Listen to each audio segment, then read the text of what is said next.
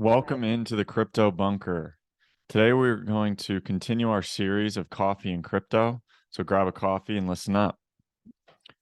We're going to go over the positives of the crypto space in this coffee and crypto series. And one of the things I wanted to cover today was public companies who are starting to talk about crypto, use crypto, because when you're looking at some of the biggest tech giants in the industry, talking about Ethereum, talking about crypto, it's time to pay attention. And I think that we're at that time. And as we've seen lately, the Ethereum price has run up a lot.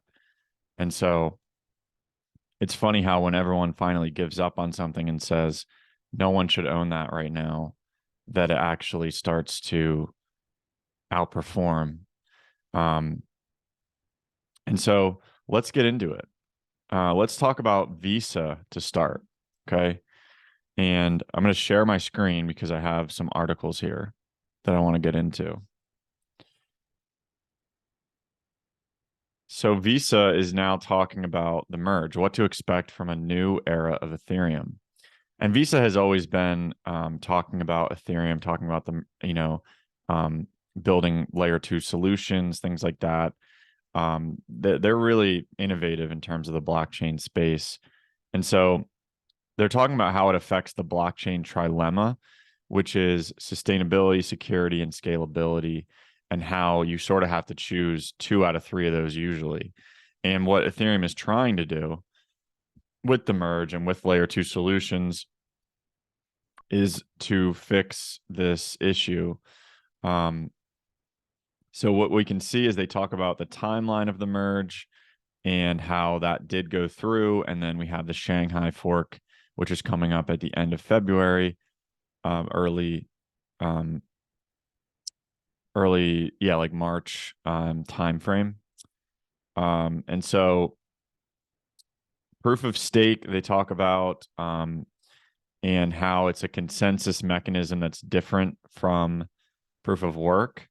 And so basically a person has to pledge their ETH as part of the process of recording transactions.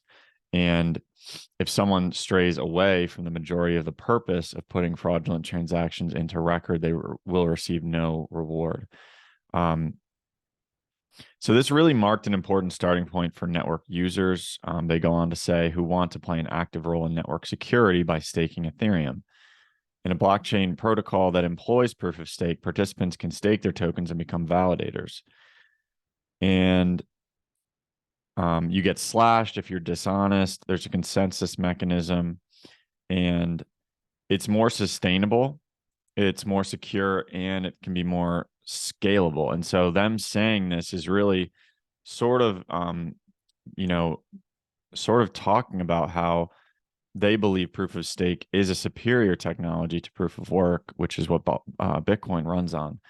And so sustainability, obviously, we know that a lot of the governments have been signing away our future to this new ESG sustainability movement.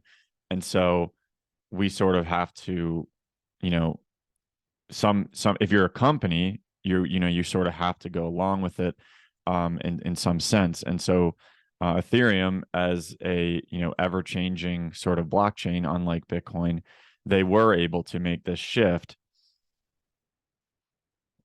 So it's clear advantages for sustainability of Ethereum.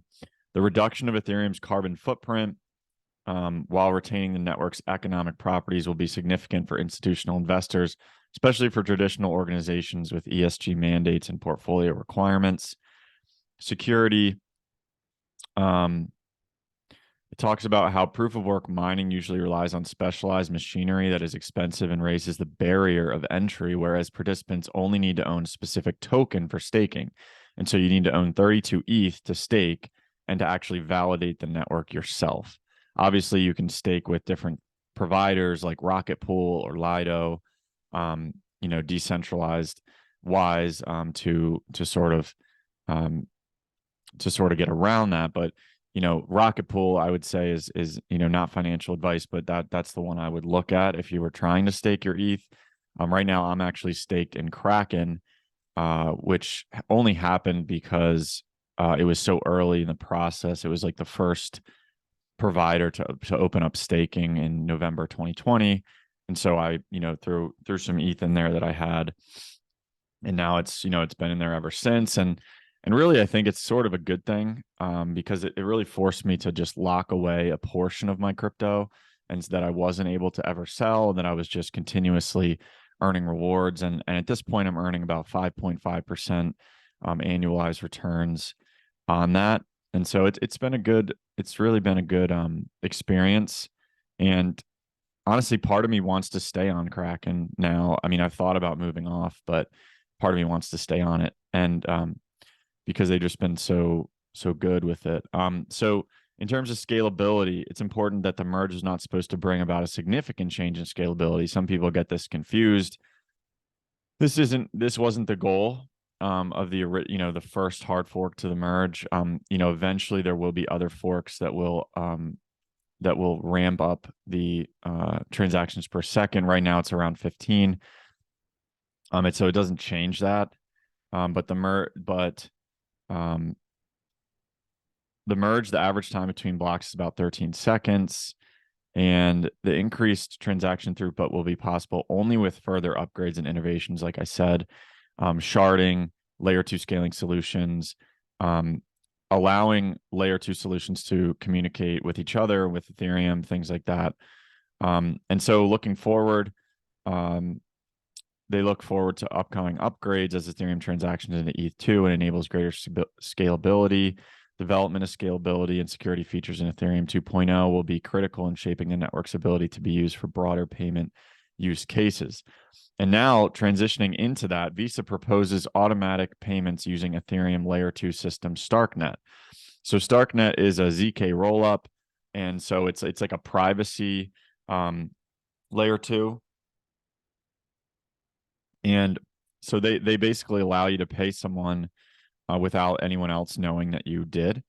And so it's private, and that's great. And Starknet's built on top of Ethereum. I mean, it's its own network, just like all these other things are, but they settle back to Ethereum because Ethereum is the most secure. So you can think of Ethereum as like a settlement layer, sort of like the base layer of the internet. And then there's these protocols that are built on top that do their own thing, and they're faster, but they're really only able to be as secure because of Ethereum on the bottom that's sort of verifying those transactions. So yeah, Visa just announced this. I'm not going to get too far into it, but because it's a little bit nuanced. But we can say with a delegable account, user can delegate the ability to initiate a payment to a pre-approved smart contract known as an auto payment contract. So really auto payments, like, things like paying merchants, paying people that you do every month. You don't, it's sort of just automatic. It just automatically takes it, just like they do now from your credit card, but this would be based on crypto. And so another company, Amazon, talking about Ethereum, this is the basics. Benefits of building on Ethereum. They offer an extremely flexible platform on which to build decentralized applications using Solidity, and Solidity's the coding system created by Gavin Wood, who's now at Polkadot. Decentralized application developers who deploy smart contracts on Ethereum benefit from the rich ecosystem of developer tooling and established best practices that have come to maturity. Wallets like MetaMask, they name Argent Rainbow, offer simple interfaces. They talk about DeFi and NFTs. They talk about ETH 2.0. They talk about scalability, decentralized applications, things like this. And so they talk about Hyperledger Fabric, which is a private blockchain, and the use cases behind these NFTs and DeFi. And then they just kind of go through the basics, which is cool, just kind of the basics. And you can just type in like Visa Ethereum, Amazon Ethereum, Microsoft Ethereum. So I guess now Microsoft, York Rhodes, which is the co-founder of Blockchain Microsoft, explains how Microsoft is leveraging Ethereum, and maybe they're using NFTs. And so you can look up this podcast on Defiant. I guess they're using NFTs internally. The use case of Ethereum and IPFS inside of Microsoft, the differences, and CEO leadership see over the years, and to remove Google choosing their okay. So Google is also, obviously we know Google's, sort of doing these little projects here and there that involve blockchain and sort of these, incubators and things like that. So they have a blockchain node engine, which is a fully managed node hosting for Web3 development. It's talking about how blockchain is changing the way the world stores and moves its information, building on our commitment to Web3 developers and deploy new products on blockchain-based platforms. Blockchain consists of transaction data that is permanently stored and encrypted. Web3 companies who require dedicated nodes can relay transactions through Google Cloud, compute, and network infrastructure. Ethereum will be the first blockchain supported by blockchain node engine. So that's cool. You can run a node, I guess, through Google Cloud now. So that's cool. And then the last one I'm going to say is the Consensus. Obviously, this is a little bit, this is like a year or two ago, but Consensus launched Consensus rollups with the support of Mastercard, fostering innovation and scalability on Ethereum mainnet for private and permission blockchains. So it's kind of funny how, this is all coming about, and it has been coming about. And so I'm going to stop sharing my screen. But kind of what I wanted to emphasize and talk about just at the end here is that, a few things. I mean, we're moving closer and closer to a CBDC. It's pretty inevitable, and really the reason that is happening faster than maybe some people thought is because of Ethereum and Bitcoin coming online, and these stable coins that people are using in DeFi like USDC. And USDC is filing to be a bank. They're going to be a public company through Circle, and I just think that that there's a slight possibility in that actually does become our currency, because it's already, there's no difference. It's already been tested, all this stuff. And then it wouldn't have to be a Federal Reserve coin. It would be just a dollar crypto coin, which would be cool. I think it'd be better for the people. And so I think we should fight for USDC to be our world reserve currency instead of a Federal Reserve coin. The Federal Reserve coin would also kind of cut out the banks a little bit. And so I think it's just too crazy of a move. I don't really think that's how it's going to go. I think it's going to be a slow moving process. And I think that over the next 5 years, maybe three years, something like that, crypto is really going to be adopted at this higher level. Okay. And we're talking about all these companies who are talking about crypto. And I think it's going to be adopted because, and it really depends if Ethereum can scale to the degree that they want to, and to do, up to 10,000 transactions a second, things like that. That's kind of the goal right now. It's obviously like 15. So, we have a lot of work to do, but these layer 2 solutions that are being built on top of Ethereum, ZK rollups, optimistic rollups, you have Optimism, you have Arbitrum, Polygon, you have ZK Sync, you have Starknet. And so these are coming online. We also have, talking about adoption, obviously Web3 gaming, and we're going to get into that. We'll probably do that next. So check out the next Coffee and Crypto. We're going to talk about Web3 gaming and how that future is very bright, and how different protocols are going about that. We can even talk about Solana. We can talk about Immutable X, Polygon, the big three of Web3 gaming in the future. And so again, I hope you got something out of the video. I mean, I do think that we're starting to gain adoption sort of under the radar.